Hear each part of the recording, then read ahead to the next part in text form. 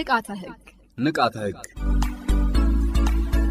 የኢፌድሪ ፍትህ ሚኒስቴር ከፋና ሚዲያ ኮርፖሬሽን ጋር በመተባበር ለማህበረሰቡ ንቃተ ህግ ይፈጥራል። የአውሮፓ ህብረት ለኢትዮጵያ የወንጀል ፍትህ አስተዳደር ባደረገው የገንዘብ ድጋፍ የቀረበ ዘውትር ሰኞ ረፋድ 5:30 ይቀርባል። ንቃተ ህግ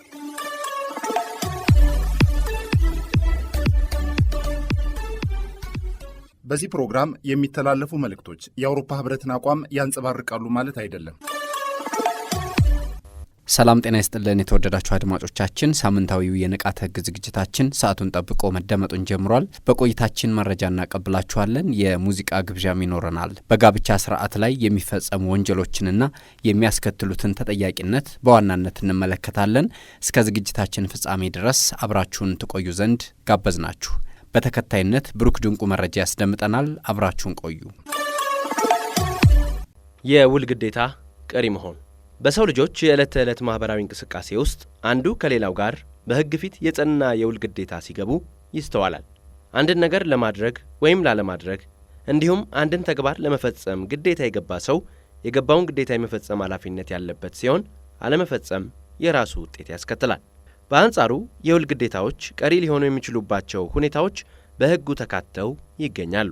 በፍትሐብሔር ህግ ቁጥር 1675 መሰረት ውል ማለት ንብረታቸውን የሚመለከቱ ግዴታዎችን ለማቋቋም ወይንም ለመለወጥ ወይም ለማስቀረት ባላቸው ተወዳዳሪ ግንኙነት በሁለት ወይም በብዙ ሰዎች መካከል የሚደረግ ስምምነት ነው።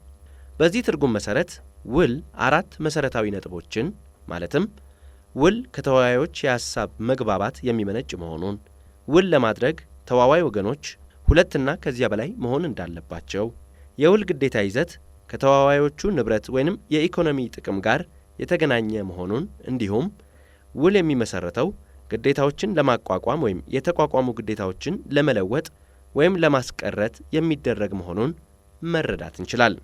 የውል ግዴታዎች መደበኛ በሆኑ ምክንያቶች እንዲሁም በሌሎች መደበኛ ባልሆኑ ምክንያቶች ቀሪ እንደሚሆኑ በፍትሐብሔር ህግ ቁጥር 1806 እና 1807 ላይ ተመልክቶ እናገኘዋለን።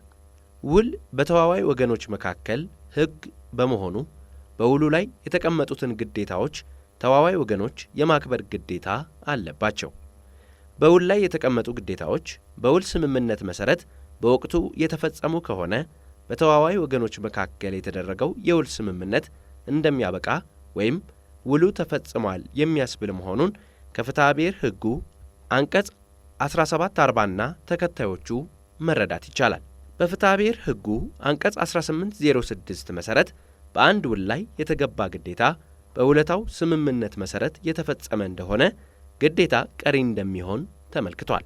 የውል ግዴታው አፈጻጸም ማለትም መቼ እንደሚፈጸም፣ በማን እንደሚፈጸምና በምን ሁኔታ እንደሚፈጸም የመሳሰሉ ሁኔታዎች አስቀድሞ በተደረገው የውል ስምምነት ላይ የሚቀመጡ በመሆኑ በዚህ አግባብ ውል ከተፈጸመ በውሉ ላይ የተቀመጡ ግዴታዎች በሙሉ ቀሪ ይሆናሉ።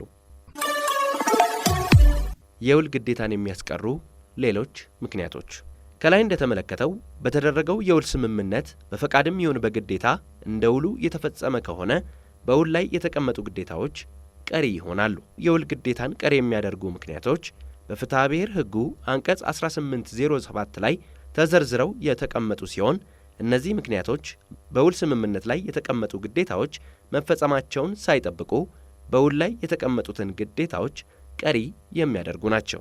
የውል መሰረዝ ወይም መፍረስ። በውል መሰረዝና ማፍረስ መካከል ያለውን ልዩነት ስንመለከት ውል መሰረዝን በተመለከተ ከተዋዋይ ወገኖች አንዱ በውላቸው ላይ የተቀመጠበትን ግዴታ በሙሉ ወይም በከፊል ለመወጣት ካልቻለ ሌላኛው ወገን ውሉ እንዲፈጸምለት ለማስገደድ ወይንም ውሉን ለመሰረዝ እንደሚችል በፍትሐብሔር ህግ ቁጥር 1771 ላይ በግልጽ ተቀምጦ እናገኘዋለን። በመሆኑም በውሉ ላይ ምንም አይነት ችግር ሳይኖር በተዋዋይ ወገኖች ፈቃድ ውሉ ሊሰረዝ ይችላል። በሌላ በኩል ውል ሊፈርስ የሚችለው ከስር መሰረቱ በውሉ ላይ ችግር ሲኖር ነው። በኢትዮጵያ የውል ህግ መሰረት ውል አለ ለማለት መሰረታዊ የሆኑ ነገሮች ማለትም የተዋዋዮቹ ፈቃድ፣ ችሎታ፣ የውሉ ምክንያት ህጋዊ መሆን፣ ለህሊና ተቃራኒ ያለመሆንና አስገዳጅ የሆነ የውል ፎርም ወይም አጻጻፍ መሟላት ያለባቸው ፍሬ ነገሮች ናቸው። በመሆኑም ከጠቀስናቸው ፍሬ ነገሮች አንዱ በውሉ ውስጥ ጎድሎ ከተገኘ ውሉ ፈራሽ ይሆናል ማለት ነው። ከላይ እንደተጠቀሰው የውል መሰረዝና መፍረስ የተለያዩ ምክንያቶች ያሏቸው ከመሆኑም በላይ ውጤታቸውም ይለያያል። ይሁን እንጂ በውል ውስጥ የተቀመጡ ግዴታዎች ቀሪ ከመሆን ጋር በተያያዘ ግን ውጤታቸው ተመሳሳይ ነው። ስለሆነም አንድ ውል በተዋዋይ ወገኖች ስምምነት ሙሉ የተሰረዘ እንደሆነና ውሉ ማሟላት ያለበትን ነገር ሳያሟላ ወይንም ግድፈት በመኖሩ ምክንያት ውሉ የፈረሰ እንደሆነ በውሉ ውስጥ የተጠቀሱት ወይንም የተቀመጡት ግዴታዎች ቀሪ እንደሚሆኑ በፍትሐ ብሔር ሕጉ ቁጥር 1808 ላይ እንዲሁም ተከታይ ድንጋጌዎች ላይ ተመልክቷል።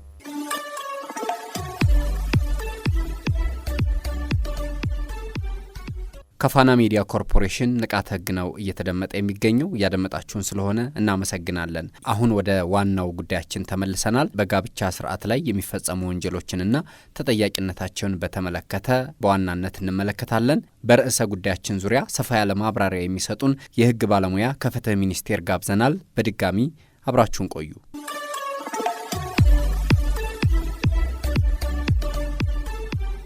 ጋብቻ በሰዎች ስልጣኔና ማህበራዊ ታሪክ ውስጥ ረጅም ዕድሜ ካላቸውና እጅግ ከፍተኛ ክብር ከሚሰጣቸው ተቋማት መካከል ግንባር ቀደሙ ነው። ማንኛውም ማህበረሰብ ጤናማ፣ የተረጋጋና ቀጣይነት ያለው ይሆን ዘንድ መሰረቱ የቤተሰብ መዋቅር ሲሆን ይህ መዋቅር ደግሞ ህጋዊና ማህበራዊ እውቅና በሚያገኝ የጋብቻ ስርዓት ላይ የተመሰረተ ነው። የኢፌዴሪ ሕገ መንግስት በአንቀጽ 34 ላይ ቤተሰብ የማህበረሰብ ተፈጥሯዊና መሰረታዊ መነሻ መሆኑን በመገንዘብ ከማህበረሰቡና ከመንግስት ጥበቃ የማግኘት መብት እንዳለው በግልጽ ደንግጓል። ይህንን ህገ መንግስታዊ መርህ መሰረት በማድረግ የወጣው የኢፌዴሪ የወንጀል ሕግ ጋብቻንና የቤተሰብን ተቋም ከማንኛውም አይነት ጥቃት ለመከላከል ሰፊ የህግ ከለላ አዘጋጅቷል። በወንጀል ሕጉ ልዩ ክፍል 6 ስር በጋብቻና በቤተሰብ ላይ የሚፈጸሙ ወንጀሎች በሚል ርዕስ የተካተቱት ድንጋጌዎች የመንግስትንና የማህበረሰቡን ጥብቅ አቋም የሚያንጸባርቁ ናቸው። ይሁን እንጂ በታሪክ፣ በልማድ፣ በግንዛቤ ማነስ ወይም በግል ጥቅምና ፍላጎት ምክንያት የዚህን ክቡር ስርዓት መሰረታዊ መርሆች የሚጥሱ በርካታ የወንጀል ድርጊቶች ሲፈጸሙ ይስተዋላል። እነዚህ ድርጊቶች የተጋቢዎችን ነጻ ፍቃድ የሚጋፉ፣ የህፃናትን መብትና የወደፊት ህይወት የሚያጨልሙ እንዲሁም የማህበረሰቡን የስነ ምግባር እሴቶች የሚሸረሽሩ ናቸው። ለምሳሌ ከአንድ በላይ ጋብቻ መፈጸም፣ እድሜያቸው ያልደረሱ ህፃናትን መዳርና በኃይል ወይም በማታለል የሚፈጸሙ ጋብቻዎች የዜጎችን ሰብአዊ መብት ከመጣሳቸውም በላይ በትውልድ ላይ ስነ ልቦናዊና አካላዊ ጉዳት ያደርሳሉ። አበባው ሲሳይ ይባላለው። በኢፌዴሪ ፍትህ ሚኒስቴር የንቃተ ህግና ስልጠና ዳይሬክቶሬት አቃቢ ህግ ነኝ። በጋብቻ ስርዓት ላይ ከሚፈጸሙ ወንጀሎች መካከል የመጀመሪያው ያለ እድሜ ጋብቻ እያልን የምንጠራው ነው፣ ወይም ደግሞ ኤርሊ ሜሪጅ እያልን በእንግሊዝኛ የምንጠራው ነው። ጋብቻ አንደኛው ጁሪዲካል አክት ነው፣ ወይም ደግሞ አንድ ህጋዊ አክቲቪቲ ነው። አንድ ሰው ደግሞ አንድን ህጋዊ ድርጊት ወይም ደግሞ ጁሪዲካል አክት ፐርፎርም ለማድረግ ወይም ደግሞ ለመፈጸም በፍትሐ ብሔር ህጋችን የተቀመጠውን የማጆሪቲ ኤጅ ወይም ደግሞ ለአካለ መጠን መድረስ አለበት ማለት ነው። ስለዚህ ለአካለ መጠን ያልደረሰ ሰው ማንኛውንም አይነት ህጋዊ ተግባር ወይም ደግሞ ጁሪዲካል አክት ፐርፎርም ማድረግ አይችልም ማለት ነው። ማሬጀብል ኤጅ የምንለውንም ይህንን መሰረት በማድረግ የቤተሰብ ህጋችን በግልጽ አስቀምጦታል። የፍትሐ ብሔር ህጋችንን በግልጽ እንዳስቀመጠው አንድ ሰው ለአካለ መጠን ደረሰ የሚባለው 18 ዓመት ሲሞላው ነው። ከ18 ዓመት በታች የሆነ ማንኛውም ህፃን በልዩ ሁኔታ በህግ የተፈቀዱ ህጋዊ ተግባራትን ካልሆነ በቀር በመርህ ደረጃ ህጋዊ ተግባራትን የማከናወን ካፓሲቲ ወይም ደግሞ ችሎታ የላቸውም ማለት ነው። ስለዚህ ጋብቻ ደግሞ አንደኛው ጁሪዲካል አክት ነው። ስለዚህ እነዚህ ሰዎች ወይም ደግሞ እነዚህ ህፃናት ጋብቻ የመፈጸም መብት የላቸውም ማለት ነው። ወይም ደግሞ ጋብቻ መፈጸም አይችሉም ማለት ነው። ምክንያቱም ህፃናት ናቸው። በአእምሮም በአካልም በስነ ልቦናም ዝግጁ አይደሉም። ጋብቻ ደግሞ ማህበራዊ ተቋም ነው። ማህበራዊ ተቋም ከሆነ ደግሞ ትልቅ አካላዊ፣ አእምሯዊና ስነ ልቦናዊ ዝግጅት ይጠይቃል ማለት ነው። ከዛም ባሻገር እነዚህ ሰዎች አዘ ፕሪንሲፕል የሚያደርጉትን ነገር የማያውቁ እንዲሁም ደግሞ ያደረጉት ድርጊት ምን አይነት ውጤት ሊያስከትል እንደሚችል በወጉ መረዳት የማይችሉ በመሆናቸው ማንኛውንም አይነት የህጋዊ ተግባር የማከናወን መብት የላቸው ማለት ነው። በመርህ ደረጃ ያው በልዩ ሁኔታ ህጉ ሲፈቅድላቸው ሊፈጽሙ ይችላሉ። ስለዚህ የቤተሰብ ህጋችንም ያንን ግምት ውስጥ በማስገባት ማሬጀብል ኤጅ የምንለው ወይም ደግሞ 18 ዓመት ያልሞላው ሰው ጋብቻ የመፈጸም አቅም እንደሌለው በግልጽ ደንግጎ እናገኘዋለን ማለት ነው። ስለዚህ ተጋቢዎቹ ጋብቻ ከመፈጸማቸው በፊት 18 ዓመት መሙላት አለበት፣ ወይም ጋብቻው በተፈጸመበት ሰዓት 18 ዓመት መሙላት አለበት ማለት ነው። የቤተሰብ ሕጋችንም እንዳንድ አስፈላጊ የሚባል ጋብቻ ለመመስረት እንዳንድ ቅድመ ሁኔታ አስቀምጦታል ማለት ነው።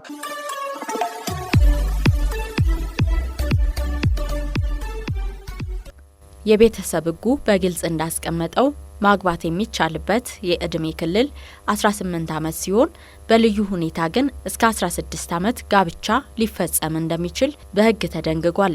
ይህንን ተላልፎ ጋብቻ የፈጸመ ወይም ያስፈጸመ ማንኛውም ሰው በወንጀል ተጠያቂ ይሆናል። በኢፌድሪ የወንጀል ሕግ መሰረት እድሜያቸው ያልደረሱ ህጻናትን ጋብቻ እንዲፈጽሙ ማድረግ በትውልድ ሁለንተናዊ እድገትና በህጻናት መሰረታዊ መብቶች ላይ የሚፈጸም ከባድ የወንጀል ድርጊት ሲሆን የህጉ ዋና ዓላማም በህገ መንግስቱ አንቀጽ 36 ስር የተደነገጉትን የህጻናትን ሰብአዊ መብቶች ማስከበርና ጎጂ ልማዳዊ ድርጊቶችን ማስወገድ ነው። የወንጀል ሕጋችን ስንመለከት የተለያዩ ቅጣቶችን አስቀምጧል። የተጎጂውን እድሜ መሰረት በማድረግ እንዲሁም ደግሞ ሌሎች ወንጀል ፈጻሚዎችን ማንነት መሰረት በማድረግ የተለያዩ ቅጣቶችን አስቀምጧል ማለት ነው። በዚህም መሰረት አንድ ለአካለ መጠን የደረሰ ልጅ ወይም ደግሞ የደረሰች ልጅ ለአካለ መጠን ያልደረሰን ህፃን ያም ደግሞ እድሜው 13 ዓመት እና ከዛ በላይ የሆነን አንድ ህፃን 18 ዓመት ያልሞላው ማለት ነው። ስለዚህ 13 ዓመት ወይም ደግሞ 18 ዓመት ያልሞላውን ህፃን ወይም ደግሞ ያገባች ወይም ደግሞ ያገባ ከ3 ዓመት በማይበልጥ ጽኑ እስራት ሊቀጣ እንደሚችል በግልጽ ተደንግጓል ማለት ነው። የህፃኑ ወይም ደግሞ የህፃኗ እድሜ ደግሞ ከ13 ዓመት በታች ከሆነ ከ7 ዓመት ጽኑ እስራት የማይበልጥ ጽኑ እስራት ሊቀጣ እንደሚችል የወንጀል ሕጋችን አስቀምጧል ማለት ነው። እዚህ ላይ ልብ ሊባል የሚገባው ነገር ግን ያለ እድሜ ጋብቻን በተመለከተ በወንጀል ተጠያቂ የሚደረጉት ወይም ደግሞ ተጠያቂ የሚደረገው እድሜዋ ወይም እድሜው 18 ዓመት ያልሞላን ህፃን ወይም ደግሞ ያልሞላችን ህፃን ያገባ ግለሰብ ብቻ ወይም ያገባች ግለሰብ ብቻ ሳይሆን ጋብቻው እንዲፈጸም ያሰባበሩ ሰዎች፣ የፈቀዱ፣ በምስክርነት የተካፈሉ እንዲሁም ደግሞ ሁኔታውን እያወቁ የሃይማኖት የባህል ስርዓትን መሰረት በማድረግ ጋብቻ እንዲፈጸም ያደረጉ ሰዎች ሁሉ በወንጀል ተጠያቂ ሊሆኑ እንደሚችል የወንጀል ሕጋችን በግልጽ አስቀምጧል ማለት ነው። ስለዚህ የወንጀል ሕጋችን የተጎጂውን እድሜ ደረጃ ግምት ውስጥ በማስገባት 13 እና ከዛ በላይ ከሆነ ከ3 ዓመት በማይበልጥ ጽኑ እስራት፣ ከ13 ዓመት በታች ከሆነ ደግሞ በሕፃኗ ላይ የሚያስከትለውን ከፍተኛ የሆነ ችግር ወይም ደግሞ ጉዳት መሰረት በማድረግ ከ7 ዓመት በማይበልጥ ጽኑ እስራት ሊያስቀጣ እንደሚችል ደንግጎ እናገኘዋለን ማለት ነው። ከዛም ባሻገር በምስክርነት ያገለገሉ ወይም ደግሞ ጋብቻው እንዲፈጸም ፈቃድ የሰጡ ሰዎችም በዚህ የወንጀል ድርጊት ተሳትፈው ከተገኙ በወንጀል ሕጉ ተጠያቂ ይሆናሉ ማለት ነው።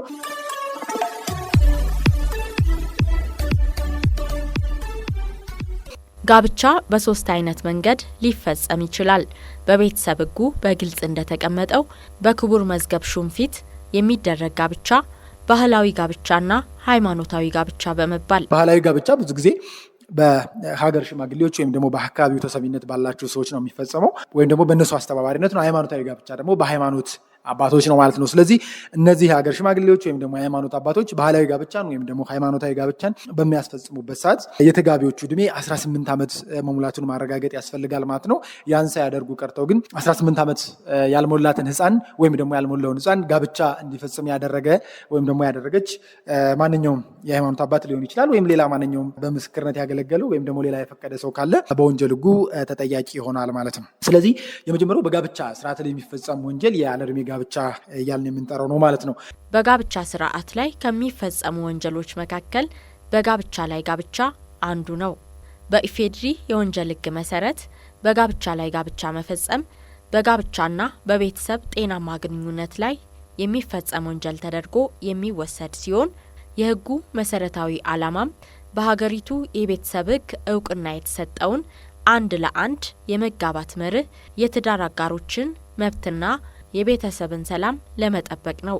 በወንጀል ሕግ አንቀጽ 650 ንዑስ አንቀጽ 1 ላይ እንደተደነገገው ማንኛውም ሰው ቀድሞ የፈጸመውና በሕግ ፊት የጸና ሕጋዊ ጋብቻ ያለው ይህ ጋብቻ በፍቺ ወይም በሕግ ሳይፈርስ ወይም ዋጋ አልባ ሳይሆን ሆን ብሎ ሌላ አዲስ ጋብቻ የፈጸመ እንደሆነ በወንጀል ጥፋተኛ ይሆናል። በተለይ ደግሞ ጥፋተኛው ሁለተኛውን የትዳር አጋር የራሱን እውነተኛ የትዳር ሁኔታ ደብቆ አታሎ ወይም ደግሞ በማሳሳት ያገባ ከሆነ ደግሞ የወንጀሉ ክብደት መሰረት በማድረግ የወንጀል ሕጋችን ከ5 ዓመት በማይበልጥ ጽኑ እስራት ሊያስቀጣ እንደሚችል በወንጀል ሕጋችን በግልጽ ደንግጎ እናገኘዋለን ማለት ነው። እንዲሁም ደግሞ የወንጀል ሕጋችን 650 ንዑስ አንቀጽ 2 መሰረትም ማንኛውም ያላገባ ሰው ሌላኛው ወገን የቀድሞ ጋብቻ የጸና ጋብቻ እያለው እያወቀ ከሱ ወይም ደግሞ ከሷ ጋር ሌላ ሁለተኛ ጋብቻ የፈጸመ እንደሆነም ይህ ግለሰብ ጥፋተኛ ሆኖ በቀላል እስራት ሊቀጣ እንደሚችል በግልጽ ደንግጎ እናገኘዋለን ማለት ነው። ስለዚህ እዚህ ጋር ልብ መባል ያለበት ጋብቻ ላይ ጋብቻን በተመለከተ ጋብቻ እያለው ወይም ደግሞ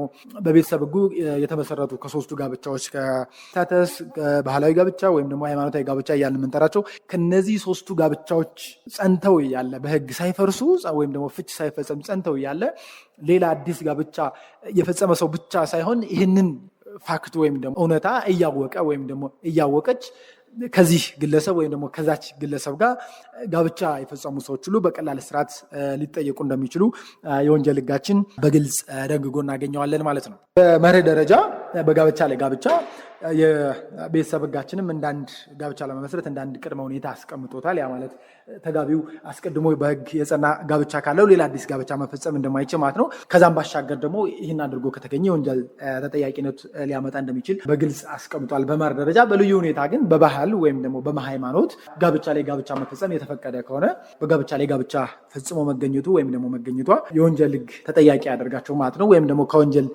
ተጠያቂነት ነፃ ሊሆኑ የሚችሉበት እድል አለ ማለት ነው።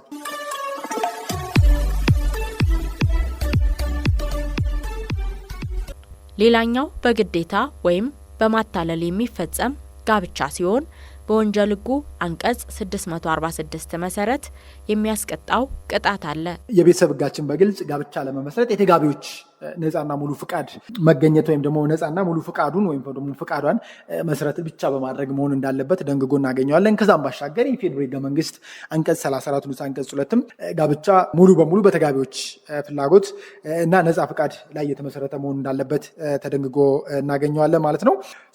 እነዚህን ቅድመ ሁኔታዎች ወይም ደግሞ እነዚህን መሰረታዊ መርሆች በመተላለፍ ጋብቻን በማስገደድ ወይም ደግሞ በማታለል ጋብቻ ፈጽሞ በሚገኝ ወይም ደግሞ ፈጽማ በምትገኝ ግለሰብ ላይ የወንጀል ሕጋችን የወንጀል ተጠያቂነት ሊያስከትል እንደሚችል በወንጀል ሕጉ አንቀጽ 646 መሰረት ተደንግጎ እናገኘዋለን ማለት ነው። በዚህ አንቀጽ አንቀጽ 1 መሰረት ማንኛውም ሰው ጋብቻ ለመፈጸም በሚዘጋጅበት ወይም ደግሞ ስምምነት በሚያደርግበት ጊዜ በሕግ ፊት ጋብቻውን ሊያፈርስ ወይም ዋጋ አልባ ሊያደርግ የሚችል ማንኛውንም ወሳኝ ፍሬ ነገር ሆነ ብሎ ከትዳር አጋሩ የደበቀ ወይም የሸሸገ እንደሆነ ከ2 ዓመት በማይበልጥ ቀላል እስራት ወይም ደግሞ ከ5,000 ብር በማይበልጥ መቀጮ ሊቀጣ እንደሚችል በግልጽ ተቀምጧል ማለት ነው። በማታለል ፈቃዷን ያገኘ ወይም ደግሞ ፈቃዱን ያገኘች ማንኛውም ሰው ከ2 ዓመት በማይበልጥ ቀላል እስራትና ወይም ደግሞ ከ5,000 በማይበልጥ የገንዘብ መቀጮ ሊቀጣ እንደሚችል የወንጀል ሕጋችን 646 ንዑስ አንቀጽ 1 በግልጽ ደንግጎ እናገኘዋለን ማለት ነው። ሌላኛው በወንጀል ሕጉ 646 ንዑስ አንቀጽ 2 ላይ እንደተነገገው አንድ ሰው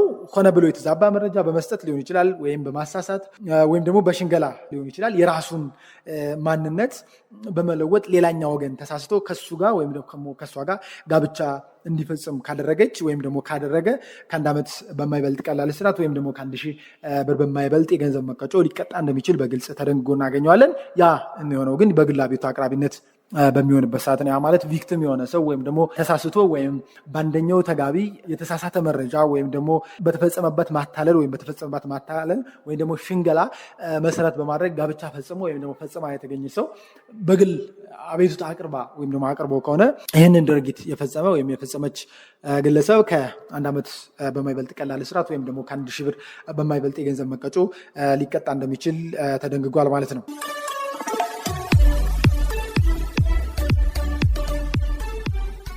አመንዝራነት በወንጀል ሕጉ አንቀጽ 652 መሰረት እንደ አንድ ወንጀል ተደርጎ ይቆጠራል።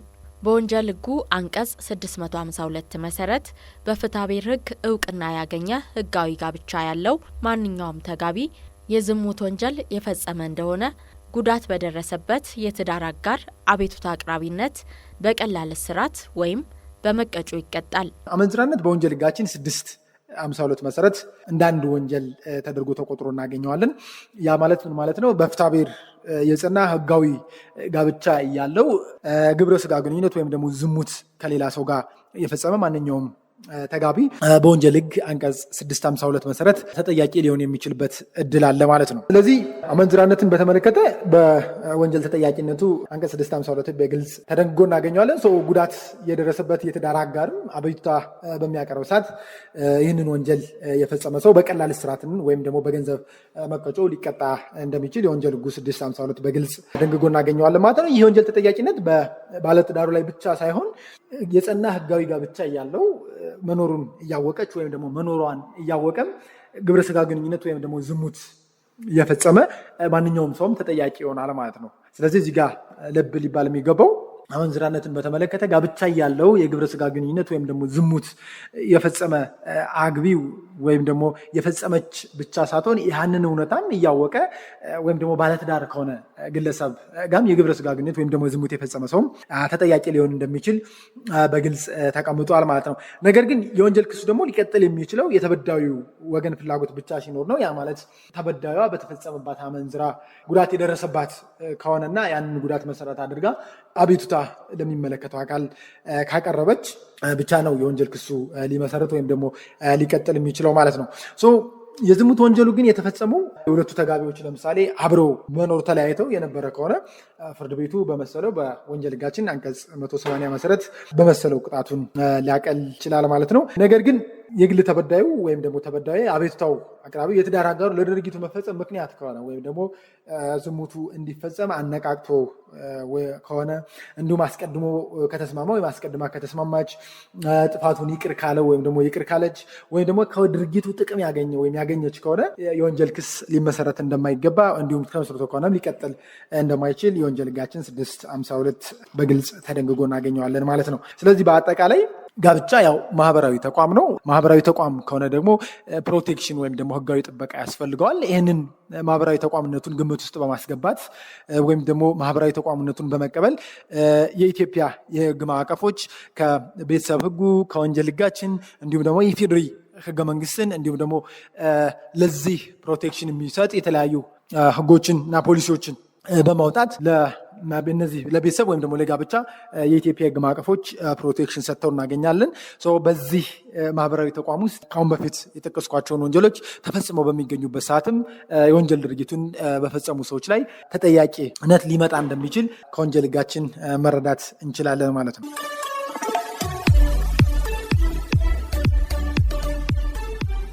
ለዛሬው ያሰናዳነው የንቃተ ህግ ዝግጅታችን ያደመጣችሁትን ይመስል ነበር። የፕሮግራሙ አዘጋጅና አቅራቢ ትህትና ካሳሁን ስትሆን ቢኒያም አስናቀ ፕሮግራሙን እየመራሁ አብሬያችሁ ቆየሁ። ሳምንት በሌላ ርዕሰ ጉዳይ ተመልሰን እንገናኛለን። መልካም ሳምንት ይሆንላችሁ።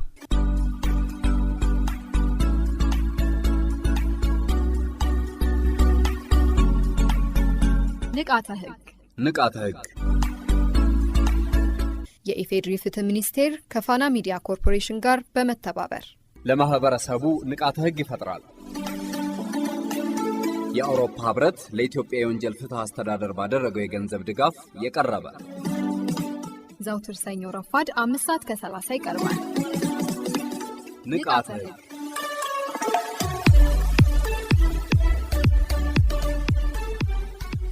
በዚህ ፕሮግራም የሚተላለፉ መልእክቶች የአውሮፓ ህብረትን አቋም ያንጸባርቃሉ ማለት አይደለም።